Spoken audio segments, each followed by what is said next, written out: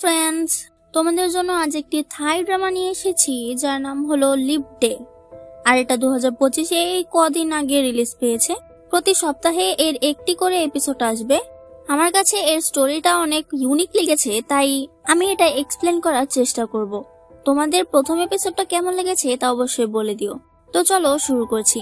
এপিসোডের শুরুতে আমরা একটি ছেলেকে দেখি যে ওপর থেকে পড়ে যাচ্ছিল, আর ও বারবার একটা কথাই বলছিল, দিন এবং রাতের দেখা হতেই হবে। ছেলেটি নিচে পড়ে যায়। সিন শিফট হয় আর আমরা 2020 সালে 27শে ফেব্রুয়ারি সিন দেখি, যেখানে ডে নামের একটি ছেলেকে দেখি যে কলেজে যাচ্ছিল। ডে কে তার বন্ধু তাড়াতাড়ি আসতে বলে, কারণ কলেজে প্রেজেন্টেশন শুরু হয়ে গেছে। তারা ফিল্ম বিষয়ে প্রেজেন্টেশন দিচ্ছিল, কিন্তু বেচারা ডে তাড়াহুড়ো করতে গিয়ে সব কাগজ ফেলে দেয়। ওদিকে আমরা আরেকটি ছেলেকে দেখি যার নাম নাইট। সেও এই কলেজেই অন্য বিষয়ে রিসার্চে প্রেজেন্টেশন দিচ্ছিল। নাইট কথা বলে গোল্ডেন আওয়ার সম্পর্কে, যা অ্যাক্সিডেন্টের পর কোনো মানুষের সাথে ঘটে যায়। এর থেকে বাঁচা সম্ভব, কিন্তু কেউই হয়তো চায় না তার প্রিয় মানুষ এই সময়টা অতিক্রম করুক। নাইটকে এই মেয়ে দেখছিল, ওর নাম ড্রিম। অন্যদিকে ডে তার ফিল্ম নিয়ে প্রেজেন্টেশন দিতে থাকে, যার নাম হলো লিভ ডে, যা 4 বছরে একবার আসে। এই দিনই ফিল্মের ক্যারেক্টারে জন্ম হয়েছিল। অনেকেই ভাববে সে তো অনেক ভাগ্যবান, কিন্তু না, 4 বছরে একবার সে জন্মদিন পালন করতে পারে, অথচ সে খুশি নয়, কারণ এই দিনই তার কোনো না কোনো আপনজন মারা যায়। কিন্তু সে জানেও না কে, কখন আর কিভাবে মারা যাবে। স্যার জিজ্ঞেস করে, তুমি কি ভাবলে কিভাবে মারা যাবে? ডে বলে, জন্মের দিনই তার মা মারা যায়। 4 বছর পর তার বাবা অ্যাক্সিডেন্টে মারা যায়, কিন্তু তবুও সে ভাগ্যবান ছিল, কারণ তার বড় বোন ছিল তার কাছে। কিন্তু পরের জন্মদিনে সেও এলোমেলো বন্দুকের গুলিতে মারা যায়। এই গল্প স্যারের অনেক ভালো লাগে, তাই সে ডে এর অনেক প্রশংসা করে আর জিজ্ঞাসা করে এর এন্ডিং কেমন হবে। ডে বলে, এর এন্ডিং এখনো ভাবা হয়নি। স্যার বলে, এরকম ঘটনা যদি সত্যি হয় তাহলে তো ওই ছেলের জীবনটা কয়লা। এতে ডে এর মুখ দেখে আমরা বুঝতে পারি এই ঘটনার ভিকটিম ও নিজেই হতে পারে।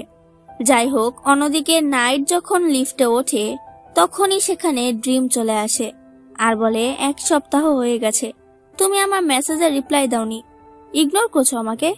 নাইট কানে ইয়ারপড দেয়।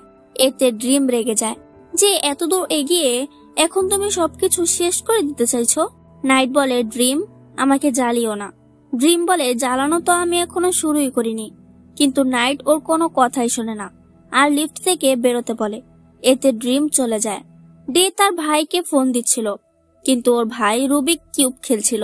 নাইটও সেদিকেই যাচ্ছিল, তাই ডে আর নাইটের ধাক্কা লেগে যায়।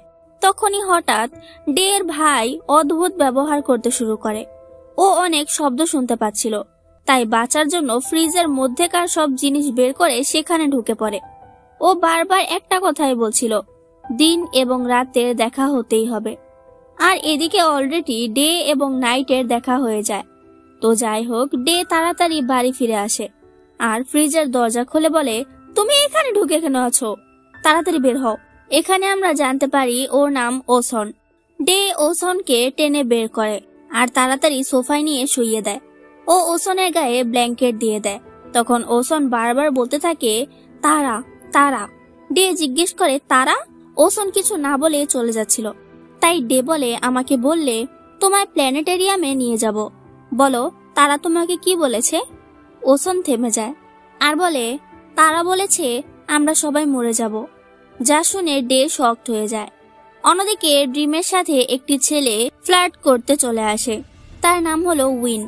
তখন প্রফেসর বলে, উইন, আমার হয়ে কাল তুমি একটু দায়িত্ব সামলে নিও, কারণ আমাকে বাড়ি যেতে হবে। আমার জন্মদিন এসেছে, তা তো আর প্রতিদিন আসে না, 4 বছর পর পর আসে। ড্রিম বলে, তার মানে আপনার জন্মদিন 29শে ফেব্রুয়ারি? প্রফেসর বলে, হ্যাঁ। সে চলে যায়। তখন উইন ড্রিমকে একসাথে খেতে ইনভাইট করে, কিন্তু ড্রিম বাহানা দিয়ে চলে যায়। এদিকে ডে ওসনকে ডাক্তারের কাছে নিয়ে আসে। তখন ডাক্তার বলে, অটিস্টিক শিশুদের মধ্যে এরকম প্রায় দেখা যায়, ওরা প্রায়ই আবল তাবল বকে। ডে বলে, ওসন বলেছে তারা মানে স্টার ওর সাথে কথা বলে। ডাক্তার বলে, এরকমটা হতেই পারে, সবকিছুর তো আর ব্যাখ্যা হয় না। অটিস্টিক শিশুদের মধ্যে কিছু বিশেষ সেন্স থাকে, তা হয়তো আমরা বুঝতে পারি না। এসব শুনে ডে আরো চিন্তায় পড়ে যায়। ডাক্তার বলে, ওসন তো সৌরজগৎ নিয়ে অনেক ইন্টারেস্টেড, তাই না? তোমার উচিত ওর সাথে আরো সময় কাটানো। ও ফ্রিজের মধ্যে ঢুকে বসেছিল কারণ ওর সেটা সেফ মনে হয়েছে। ডে ওসনকে বাড়ি এনে ঘুম পাড়ায়, কিন্তু ওর মনে অনেক কিছু চলছিল, কারণ এই 29 তারিখ ওর জন্মদিন। এখন আপন বলতে শুধু ওর কাছে ওসনই রয়ে গেছে। যদি ওর কিছু হয়ে গেল। অন্যদিকে নাইটও ঘড়ির দিকে তাকিয়েছিল, কারণ নাইটের জন্ম 29শে ফেব্রুয়ারিতে। নাইটের আর ডে এর জন্ম একই দিন হয়েছিল, তাই নাইটের জীবনেও অনেক ঘটনা ঘটে গেছে। এখন ওর আপন বলতে শুধু গার্লফ্রেন্ড আছে, মানে ড্রিম। এজন্যই নাইট ইচ্ছে করে ড্রিমের সাথে খারাপ ব্যবহার করছে, যেন ড্রিম ওর জীবন থেকে সরে যায়, কারণ ও ড্রিমকে মরতে দেখতে চায় না। আজ 28শে ফেব্রুয়ারি। ওসন ঘুম থেকে উঠেই প্ল্যানেটেরিয়ামে বা গ্রহমণ্ডল দেখতে যাওয়ার জন্য তৈরি হয়। ডে বলে, আজ আমি কোথাও যেতে চাই না, এমনকি কলেজেও যাইনি, তোমাকে অন্য একদিন নিয়ে যাব। কিন্তু ওসন এতে রাজি হয় না। ও চিল্লাচিল্লি করতে থাকে, তাই ডে ওসনকে প্ল্যানেটেরিয়ামে নিয়ে যায়। আসলে এটা এমন একটা জায়গা যেখানে স্ক্রিনের মাধ্যমে সৌরজগতের কৃত্রিম ভার্সন দেখানো হয় আর কি, যেমন গ্যালাক্সি, তারা, চাঁদ, গ্রহ এইসব। অন্যদিকে উইন প্রফেসরের জায়গায় ক্লাস নিতে আসে, কিন্তু তবুও ড্রিমের সাথে ফ্লার্ট করতেই থাকে। তাই ড্রিম নাইটকে টেনে আনে, আর নাইট উইনকে বুম্বাস্টিক সাইড আই দেয় যাতে উইন চলে যায়। নাইট এখনো ড্রিমকে পাত্তা দিচ্ছিল না, তাই ড্রিম বলে, তুমি এমন ভাব করছো যেন আমি মরেই গেছি, আমাকে তুমি দেখতেই পাচ্ছ না। এতে নাইট ওর মুখ ধরে বলে, এরকমটা আর কখনো বলবে না। ড্রিম হতবাক হয়ে যায়। নাইট বলে, আর হ্যাঁ, ক্লাস শেষ হলে তাড়াতাড়ি বাড়ি চলে যাবে। ড্রিম এসবের কিছুই বুঝতে পারে না, কিন্তু নাইটের কথা মতোই বন্ধুদের সাথে না গিয়ে বাড়ি চলে যায়, যা দেখে নাইট একটু স্বস্তি পায়, কারণ আজই রাত 12টায় ওর জন্মদিন। অন্যদিকে অনেকক্ষণ ঘোরাঘুরির পর ডে ওসনকে বাড়ি ফিরতে বলে, কিন্তু ওসন শোনে না। ও আবছা একটি ছায়া দেখে দৌড়ে পালায়, তাই ডেও ওর পেছনে যায়। তখন একটি বেলুন ফেটে যায়। ওসন ভয় পেয়ে অন্যদিকে তাকায়, কিন্তু সেদিক থেকে একটি অদ্ভুত মহিলা আসে। সে ডের হাত ধরে বলে, মৃত্যু, আমি মৃত্যুর গন্ধ পাচ্ছি। ওসন প্রচুর ভয় পেয়ে দৌড় দেয়। ডে বলে, এটা আবার কি আপদ? ওসন, তুমি ভয় পেও না। কিন্তু তখনই একটি স্কুটার থেকে সিলিন্ডার ওসনের দিকে পড়ে যায়। ডে ওকে বাঁচিয়ে নেয় ঠিকই, কিন্তু ওসন প্রচুর ভয় পেয়ে যায় আর বলতে থাকে, আমার এটা পছন্দ না। এদিকে নাইট মন খারাপ করে বসেছিল। তখন ওর হাউসকিপার আন্টি নাইটকে জন্মদিনের শুভেচ্ছা দেয়, এমনকি সে নাইটের জন্য একটি কেকও বানিয়েছে। নাইট বলে, ঠিক আছে, আপনি যান। সে চলে যায়। তখনই নাইট ফোন করে এই হাউসকিপারকে পাল্টে দিতে বলে, আর বলে সে খুব ভালো কাজ করে আর ভালো ব্যবহার করে, কিন্তু আমি তাকে চাই না। এমনকি ও আন্টির বানানো কেকটাও ডাস্টবিনে ফেলে দেয়, কারণ নাইট চায় না কেউ ওকে ভালোবাসুক। যেই ওকে ভালোবাসে আর যাকেই ও ভালোবাসে তাকেই এই জন্মদিনে মারা যেতে হয়, আর ও চায় না বিনা কারণে সেই আন্টির কোনো ক্ষতি হোক।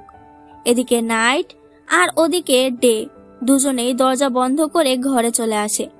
ডে ওসনকে বলে, আমরা কিছুদিন বাড়ির মধ্যেই থাকবো, তুমি বাইরে যেও না। কিছু দরকার হলে আমাকে বলবে, বাথরুমে গেলে দরজা লাগাবে না, খিদে লাগলে আমাকে বলবে। ওসন বলে, ঠিক আছে। ডে বলে, আর হ্যাঁ, তারা যদি তোমায় কিছু বলে আমাকে বলবে, নিজে থেকে কোনো কাজ করবে না।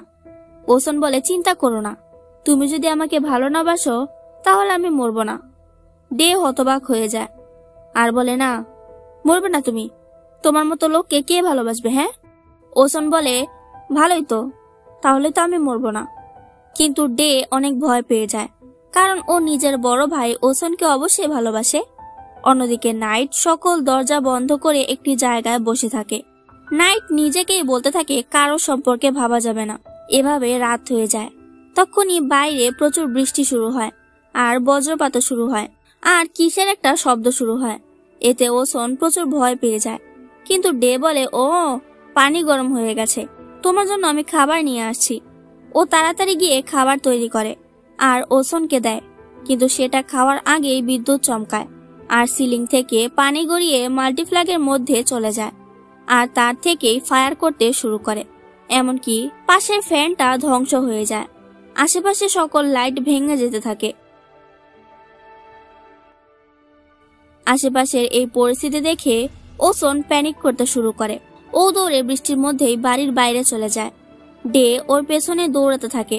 এদিকে নাইটের দরজার সামনে কেউ আসে। নাইট ভয়ে ভয়ে দরজা খোলে আর দেখা যায় সেখানে ড্রিম এসেছে নাইটের জন্য কেক নিয়ে। ড্রিম বলে শুভ ৫ম জন্মদিন, মানে নাইটের আজ ২০ বছর পূর্ণ হয়েছে। নাইট ড্রিমের থেকে দূরে যেতে এত কিছু করেছে, তবুও ড্রিম এই অভিশপ্ত দিনে এখানে এসেছে। এতে নাইট বলে তুমি চলে যাও, প্লিজ বাড়ি চলে যাও। ড্রিম বলে কেন, তুমি এমনটা কেন বলছো? আমি কেক বানানোর জন্য আলাদা ক্লাসও করেছি, তুমি এটা অ্যাকসেপ্ট করবে না? এটা শুনে নাইট কেকটা ছুঁড়ে ফেলে দেয় আর চিৎকার করে বলে চলে যেতে। ড্রিম একদম শকড হয়ে যায়। ও কিছু বলতেই পারছিল না, যাতে নাইট আবারও ওকে চলে যেতে বলে। ড্রিম কান্না করে বলে তুমি অন্তত কেকটা অ্যাকসেপ্ট করতে পারতে। ঠিক আছে, আমি চলে যাচ্ছি। ও সেখান থেকে চলে যায়।